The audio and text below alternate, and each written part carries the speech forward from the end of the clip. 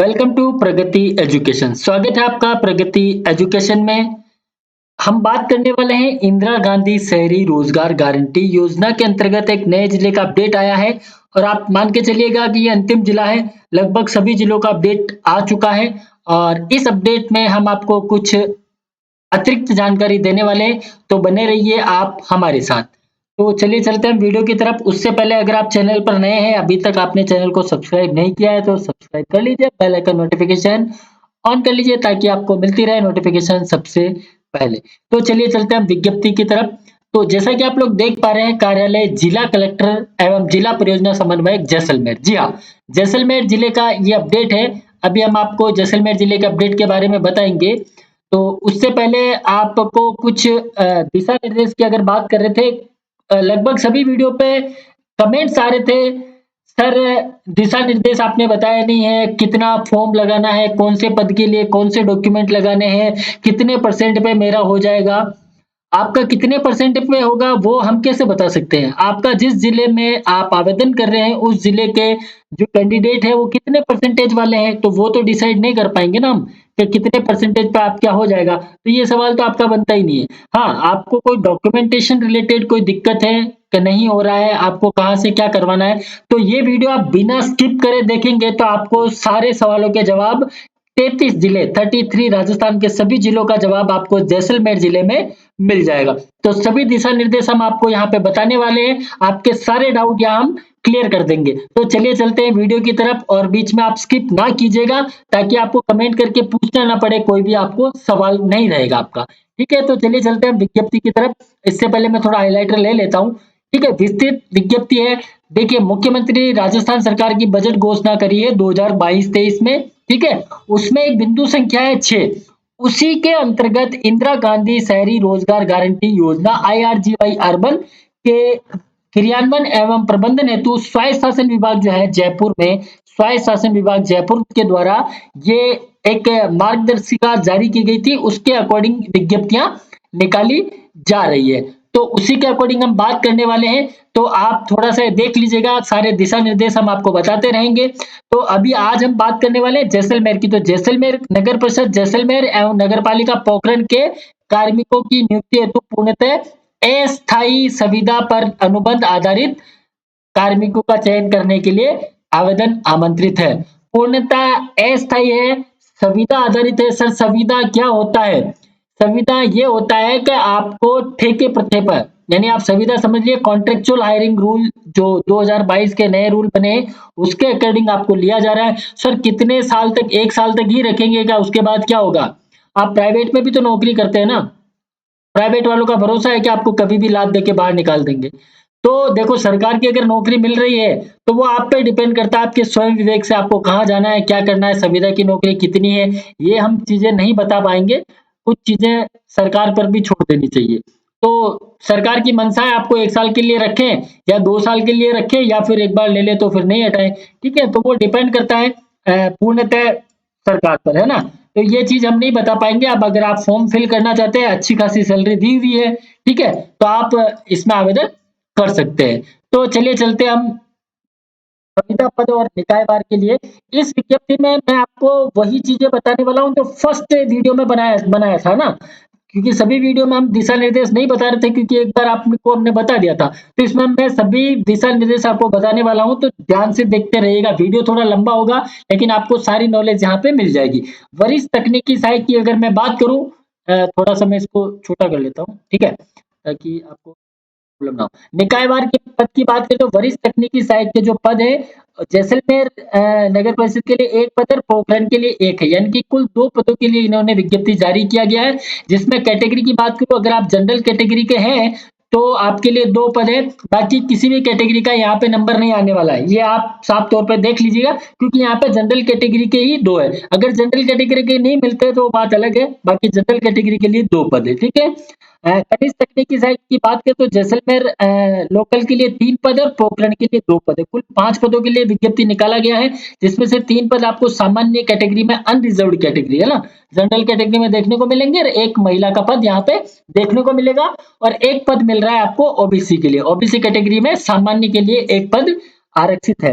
लेखा सहायक की बात करें तो लेखा सहायक में जैसलमेर के लिए 2 पद है और पोखरण के लिए भी 2 पद है। कुल 4 पदों के लिए विज्ञप्ति है, जिसमें से जनरल कैटेगरी में सामान्य के लिए 3 पद मिलेंगे और 1 पद मिलेगा आपको महिला कैटेगरी के लिए, ठीक है। एमआईएस मैनेजर में जैसलमेर में 2 पद है, पोखरण के लिए 1 पद है और कुल 3 पदों के लिए विज्ञप्ति जारी किया गया, सामान्य के 3 पद है। शहरी रोजगार सहायक जैसलमेर के 4 पद है, पोखरण के 2 पद है और 6 पद आपको टोटल रिक्त पद मिल रहे हैं, जिसमें से 4 पद जनरल के लिए और 1 पद आपको महिला के लिए आरक्षित है और 1 पद आपको मिलेगा यहाँ पे ओबीसी कैटेगरी के लिए, ठीक है। ये तो हुआ कैटेगराइज वर्गीकरण। शैक्षणिक योग्यता की हम बात कर लेते हैं एक बार फिर से। देखिए वरिष्ठ तकनीकी सहायक जो है, मैं हाइलाइटर ही लेता हूं ताकि ठीक रहेगा। वरिष्ठ तकनीकी सहायक जो है उसकी जो शैक्षणिक योग्यता है सिविल अभियांत्रिक में स्नातकोत्तर यानी कि diploma sorry MTech in civil engineering आपके पास हो, सिविल इंजीनियरिंग में आपने एमटेक किया हुआ हो स्नातकोत्तर, ठीक है। स्नातक डिग्री बीटेक किया हुआ हो, या तो आपके पास बीटेक इन सिविल इंजीनियरिंग हो या फिर एमटेक इन सिविल इंजीनियरिंग उत्तीर्ण यानी कि पास आउट हो, फाइनल ईयर के कैंडिडेट अलाउ नहीं है, ठीक है। मानदेय आपको 40,000 रुपए मानदेय इसमें प्रतिमाह मिलने वाला है। कनिष्ठ तकनीकी सहायक की बात करें तो सिविल अभियांत्रिक में डिग्री मतलब स्नातक डिग्री यानी कि बीटेक इन सिविल इंजीनियरिंग हो या फिर डिप्लोमा इन सिविल इंजीनियरिंग हो। आपके पास डिप्लोमा है तो भी आप फिल कर सकते हैं, डिग्री है तो भी फिल कर सकते हैं, लेकिन यहाँ पे इस पोस्ट में हम आपको नीचे दिशा निर्देश बताएंगे कि डिग्री जो है उसके कैंडिडेट 80% लिए जाएंगे और डिप्लोमा वाले 20% लिए जाएंगे। इसका हम क्लियर नीचे करेंगे, आप देखिएगा, है ना। 30,000 रुपए प्रतिमाह आपको मानदेय मिलने वाला है। लेखा सहायक की बात करें तो बीकॉम सीए इंटरमीडिएट आईपीसी जिसको बोलते हैं, ICW inter, company secretary inter, ये आप उत्तीर्ण हो तो आप इसके लिए एलिजिबल है, बीकॉम किया हुआ हो और ये बाकी जो दिया है ऑब्लिक में, है ना। 25,000 रुपए आपको यहाँ पे मानदेय रहने वाला है। एमआईएस मैनेजर की हम बात करते हैं तो बीसीए उत्तीर्ण आप हो, बैचलर ऑफ कंप्यूटर एप्लीकेशन, जो आफ्टर 12th के बाद कंप्यूटर एप्लीकेशन में जो स्नातक डिग्री होती है ना। 25,000 रुपए मानदेय रहने वाला। शहरी रोजगार सहायक स्नातक उत्तीर्ण प्लस आरएसआईटी कोर्स, आपके पास स्नातक हो, ग्रेजुएट हो आप, प्लस आपके पास आरएसआईटी कोर्स हो, वो भी उत्तीर्ण हो, ठीक है। 15,000 रुपए आपको यहाँ पे मानदेय रहने वाला है। तो ये चीजें हो गई आपके पद नाम और शैक्षणिक योग्यता के बारे में।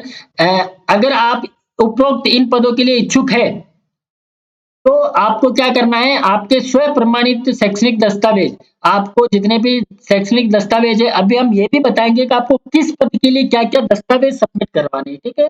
तो आप बने रहिएगा वीडियो के साथ, स्किप कीजिएगा आप तो फिर आपको सारी इन्फॉर्मेशन नहीं मिलेगी। मैं आपको इस वीडियो में सारी चीजें क्लियर करने वाला हूँ, ठीक है। स्व प्रमाणित शैक्षणिक आयु जाति प्रमाण पत्र है, सारी चीजें आपको करनी है, अभी हम पोस्ट वाइज बता देंगे। दिनांक 30 जून 2022 को साढ़े 6 बजे यानी कि अंतिम तिथि है आपका 30 जून 2022। उससे पहले आप नगर परिषद जैसलमेर में व्यक्ति से रजिस्टर्ड डाक द्वारा प्रस्तुत कर सकते हैं। या तो आप जैसलमेर लोकल निवासी है तो आप व्यक्ति से नगर परिषद जैसलमेर जाइए कार्यालय में और वहां पे आपका डॉक्यूमेंट सबमिट करवा दीजिएगा। और आप नहीं जा पा रहे हैं तो आप रजिस्टर्ड डाक द्वारा भी भिजवा सकते हैं, लेकिन आप ध्यान रखिएगा कि आपका डाक 30 जून 2022 से पहले डिपार्टमेंट को मिल जाए। अगर आपको अधिक जानकारी चाहिए तो आप www.nagarparisadjaisalmer.org पर जाकर चेक कर सकते हैं। ये वही विज्ञप्ति है जो हमने डाउनलोड करके आपको दिखा रहे हैं, ठीक है, क्लियर कर रहे हैं। शर्तें की बात करें, क्या शर्तें हैं, ठीक है। राज्य सरकार के द्वारा इंदिरा गांधी शहरी रोजगार योजना के अंतर्गत समय समय पर जारी दिशा निर्देश इस विज्ञप्ति का भाग माने जाएंगे। यानी कि राज्य सरकार द्वारा जो भी समय समय पर दिशा निर्देश दिए जाएंगे आपके ज्वाइनिंग के बाद, वो इसके भाग होंगे जो भी आपको देंगे ना। इस सॉरी इस योजना का प्रशासनिक विभाग स्वायत्त शासन विभाग राजस्थान सरकार है, यानी कि इस योजना का जो प्रशासनिक विभाग रहेगा वो रहेगा स्वायत्त शासन विभाग राजस्थान जयपुर, ठीक है। स्वायत्त शासन विभाग के जो भी नियम आएंगे वो इस पे लागू होंगे, ठीक है। तीसरे पॉइंट की बात कर लेते हैं। इस योजना के अंतर्गत उक्त संविदा पदों के वर्ग के वर्गीकरण एवं संविदा अनुबंध के संबंध में कार्मिक विभाग, ठीक है, कार्मिक विभाग राजस्थान सरकार के द्वारा समय समय पर जारी अधिसूचना आदेश परिपत्र आदि के द्वारा प्रदत्त विभिन्न दिशा निर्देश के तहत आरक्षण रोस्टर के अनुसार है। यानी कि जो भी आपके संविदा पद का वर्गीकरण ऊपर किया गया है वो कार्मिक विभाग का जो आरक्षण रोस्टर है उसके अकॉर्डिंग किया गया है। इसकी बात कर रहे हैं हम, ये जो आरक्षण की बात कर रहे हैं ना, कोई कह रहा होगा सर एससी में सीट ही नहीं है, एसटी में नहीं है, ये एमबीसी में नहीं है, ईडब्ल्यूएस में सीट ही नहीं है, तो वो रोस्टर के अनुसार लिया है तो वो कोई इश्यू नहीं है, ठीक है। चौथा पॉइंट, इच्छुक अभ्यर्थी को अपना आवेदन पत्र निर्धारित प्रारूप में, अभी आपको एक एप्लीकेशन का प्रारूप भी हम बता देंगे। कुछ डिस्ट्रिक्ट का देखिए आवेदन पत्र नहीं है, ठीक है, किसी ने जारी नहीं किया था, कुछ एक डिस्ट्रिक्ट है, तो आप एक कॉमन फॉर्म है वो आप फिल कर सकते हैं। ऐसा कोई नहीं है कि आपको डिस्ट्रिक्ट का नहीं मिला है, तो आप उसका क्या करेंगे? हमारा जो टेलीग्राम चैनल है, अगर आपने वो जॉइन नहीं किया तो आपको इन्फॉर्मेशन नहीं मिल रही होगी। तो आप टेलीग्राम चैनल जॉइन कर लीजिए, ठीक है? उसके अंदर हमने एक कॉमन फॉर्म डाला हुआ है, वो आप प्रिंट कीजिए और उसको फिल करके आप भेज सकते हैं। ऐसा कोई इश्यू नहीं कि आपको कंसर्न इसी डिस्ट्रिक्ट का वो चाहिए होगा आवेदन फॉर्म, है ना? आवेदन फॉर्म से आपका वो रिजेक्ट नहीं होने वाला फॉर्म, है ना? जिसमें आवेदन पद का नाम लिखना है, पिता माता का नाम, ठीक है, जाति, मूल निवास, आयु, जन्म तिथि, शैक्षणिक योग्यता, स्थायी पता, वर्ग जिसके लिए आवेदन किया गया है, मोबाइल नंबर। यानी कि ये फॉर्म की बात करें कि फॉर्म में ये सारी चीजें आपको डालनी है ना। ये आगे हम आपको बता देंगे। उक्त संविदा सेवाएं पूर्णतः अनुबंध पर आधारित है, ठीक है, जिसकी अवधि वित्तीय वर्ष 2022-23 वर्ष, यानी कि वित्तीय वर्ष 2022-23 के लिए, अर्थात 31 मार्च 2023 तक प्रथमतः प्रभावी होगी। प्रथमतः प्रभावी मतलब आपको फर्स्टली 31 मार्च 2023 के लिए लिया जा रहा है, उसके बाद सरकार का निर्णय रहेगा कि आगे क्या करना है। देखो, स्कीम चल रही है तो एम्प्लॉय लिए तो उनको काम करवाना रहेगा, तो आप अपने विवेक से देख लीजिएगा क्या करना है। यदि सेवाएं संतोषप्रद नहीं रहती है तो अनुबंध समाप्त किया जा सकता है, अगर आपकी सेवाएं संतोषप्रद नहीं होती है ना। पदों की संख्या घटाई और बढ़ाई जा सकती है। पदों की संख्या घटाए बढ़ाने का अधिकार कंसर्न जो परिषद है उनके पास है, जिला कलेक्टर महोदय के पास है, ठीक है। आरक्षित वर्ग के लिए राज्य सरकार के नियमानुसार पद आरक्षित होंगे। विशेष योग्यजन हेतु नियमानुसार आरक्षण देय होगा, ठीक है, इसका आरक्षण मिलेगा आपको। 1 जनवरी 2023 को आवेदक की न्यूनतम आयु 21 वर्ष हो और अधिकतम 40 वर्ष हो, ठीक है, 40 वर्ष से कम हो। यानी कि 21 से 40 वर्ष के बीच में अगर आपकी एज है तो आप इसके लिए अप्लाई कर सकते हैं। अगर आपकी एज 40 वर्ष से ज्यादा हो चुकी है, ठीक है, और अगर आप कंसर्न जो कैटेगरी है, ठीक है, उस कैटेगरी के अंदर आते हैं तो आपको नियमानुसार छूट मिलेगी एज में भी, ठीक है ना। बस आप उस कैटेगरी में आ रहे हो। किसी भी तरह का अगर वाद विवाद होता है तो श्रीमान जिला कलेक्टर जैसलमेर और जिला परियोजना समूह जैसलमेर का जो अंतिम निर्णय होगा वो मान्य होगा, ठीक है। संविदा भर्ती पूर्णतः मेरिट आधार पर होगी, ठीक है। आपकी जो भर्ती होने वाली है वो मेरिट आधार पर होने वाली है।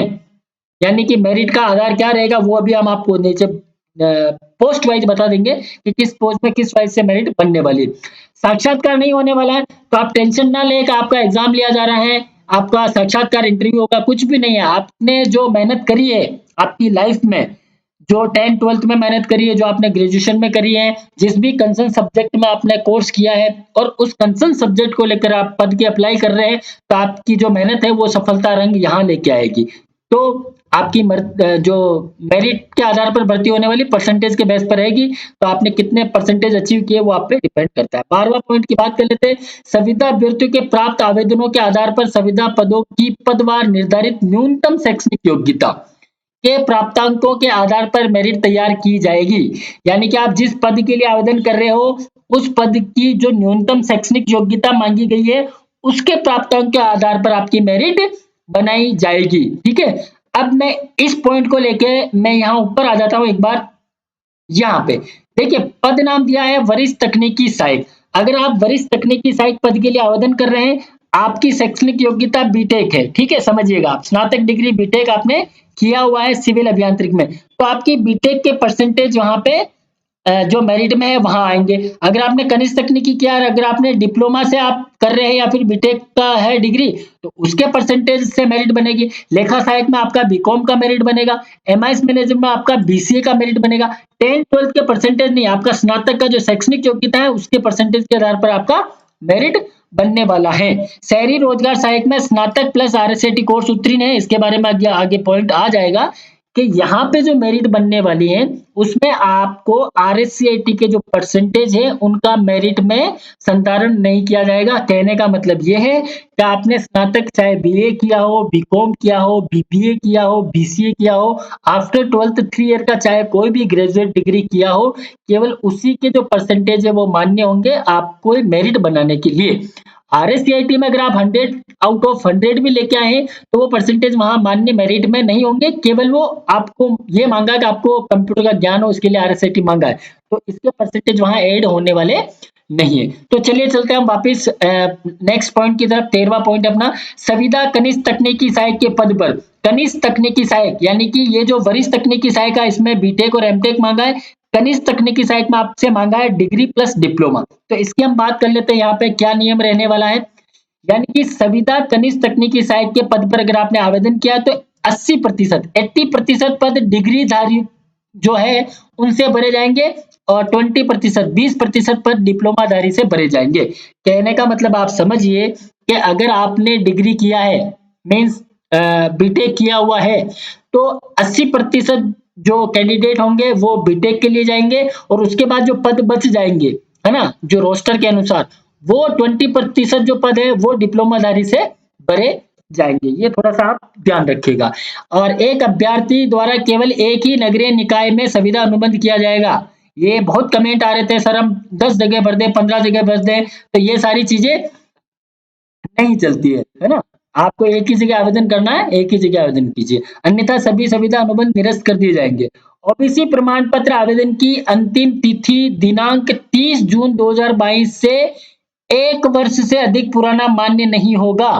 आप ध्यान रखिएगा, अगर आप ओबीसी कैटेगरी के लिए अप्लाई कर रहे हैं, ओबीसी कैटेगरी के लिए जो कैंडिडेट अप्लाई कर रहे हैं, तो आपका जो आवेदन सॉरी आपका ओबीसी का जो प्रमाण पत्र है ना, जिसको जाति प्रमाण पत्र, ओबीसी प्रमाण पत्र बोलते हैं, 1 साल से ज्यादा पुराना मान्य नहीं होगा। अगर आपके पास नहीं है तो आप लेटेस्ट बनवा लीजिए, 1 साल पुराना ज्यादा मान्य नहीं होगा। एवं ईडब्ल्यूएस का प्रमाण पत्र वित्तीय वर्ष 2022-23 हेतु वैध ही मान्य होगा। यानी ईडब्ल्यूएस का प्रमाण पत्र भी आपको नेक्स्ट ईयर बनाना पड़ेगा, लेकिन वो अभी 22-23 सेशन में अगर आपने वित्तीय वर्ष में बनवाया है तो आपका मान्य होगा।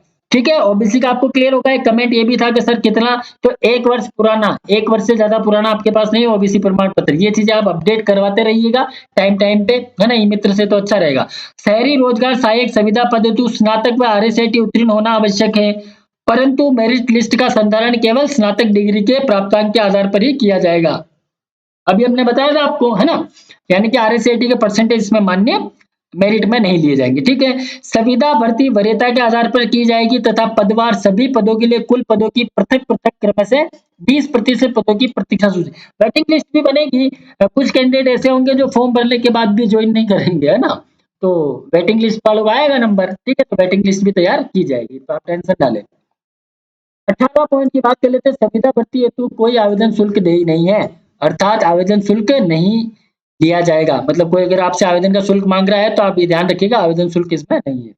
संविदा पदों की भर्ती जैसलमेर जिले की स्थानीय निकायों यानी कि नगर परिषद जैसलमेर एवं नगर पालिका पोखरण के लिए संविदा पदों के लिए की जा रही है। संविदा पदों की भर्ती के उपरांत नगरीय निकायों का आवंटन जिला कलेक्टर द्वारा किया जाएगा। समन्वय जैसलमेर एवं पदवार वर्गानुसार लॉटरी से किया जाएगा। आवेदक का राजस्थान राज्य का मूल निवासी होना अनिवार्य है, ये ध्यान रखिएगा, है ना, आउटर राजस्थान नहीं अप्लाई कर पाएंगे। आवेदन पत्र प्राप्त करने की जो अंतिम तिथि है वो है 30 जून। ठीक है, 30 जून 2022 साढ़े 6 बजे तक आपका आपका आवेदन आप यहाँ पे सबमिट करवा सकते हैं। राजस्थान के अन्य पिछड़ा वर्ग एवं आर्थिक रूप से कमजोर वर्ग के आरक्षित पदों हेतु पात्र एवं उपयुक्त आवेदक उपलब्ध नहीं होने पर इन पदों को नियमानुसार सामान्य प्रक्रिया से भरा जाएगा। कहने का मतलब आप यह समझ जाएगा कि अगर आप ओबीसी कैटेगरी में आते हैं या फिर आर्थिक रूप से कमजोर है, ईडब्ल्यूएस है, और आपके कोई पद यहाँ पे आरक्षित है और इस पदों के आरक्षित वाले कैंडिडेट अगर इनको नहीं मिल पाते या एक भी फॉर्म नहीं आता है, तो जनरल कैटेगरी से इनको भर दिया जाएगा। मतलब उस कैटेगरी में पोस्ट बढ़ जाएगी, उस वो पोस्ट वहां शिफ्ट हो जाएगी, है ना।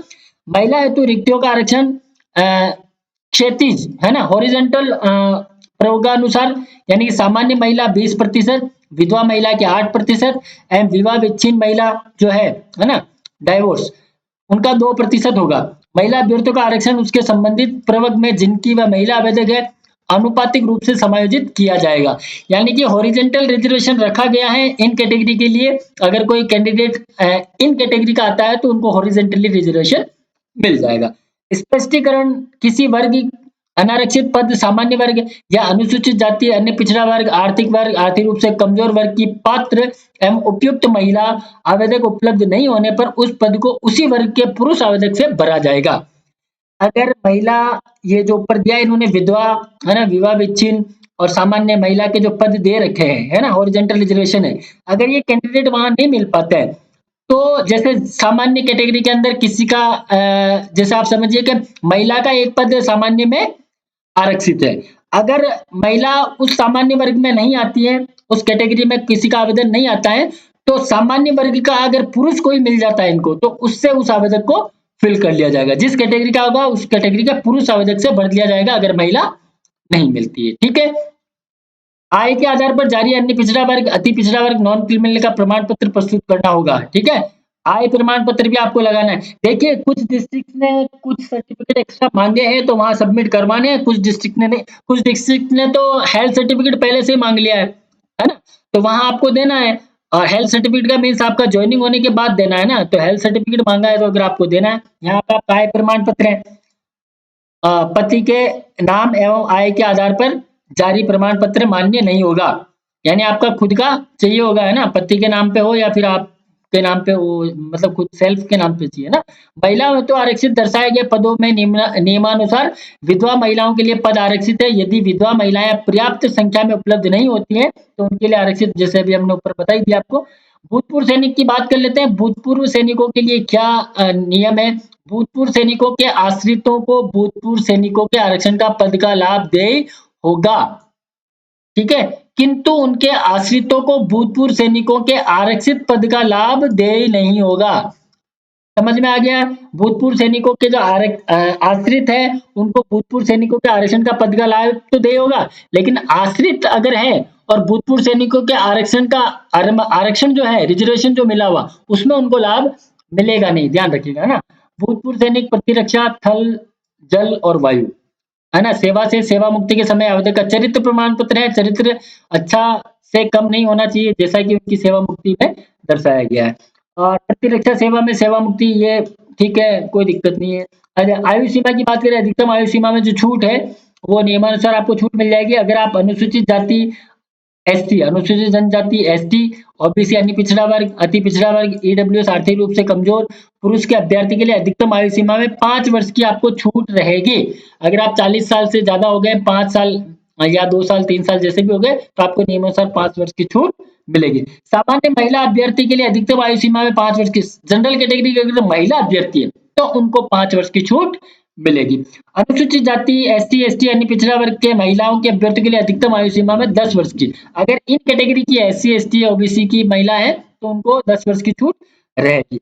अन्य योग्यता की बात करें तो स्वास्थ्य, उक्त पद पर भर्ती के लिए उम्मीदवार को कार्य ग्रहण करने से पूर्व, यानी कि अभी नहीं, आपकी जब ज्वाइनिंग हो जाती है, आप जब ज्वाइनिंग के टाइम की बात कर रहे हैं ना, अभी आपको कुछ नहीं करना है।